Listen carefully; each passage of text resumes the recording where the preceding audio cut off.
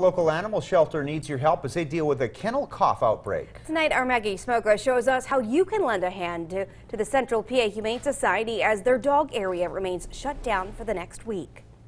Signs are posted outside the Central PA Humane Society warning people of a kennel cough outbreak at the shelter. On the inside, dogs still wagging their tails as they remain quarantined in their cages.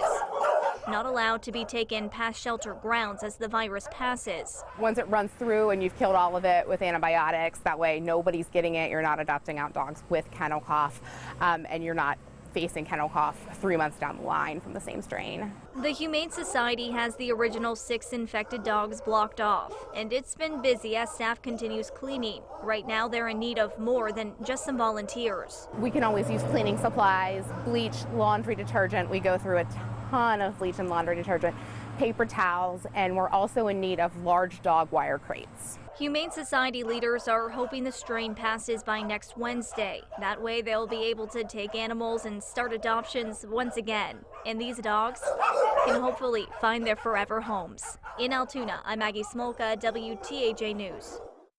Now, the cat area is still open at the shelter. If you'd like to donate your time or supplies, we'll post information on our website at wearecentralpa.com.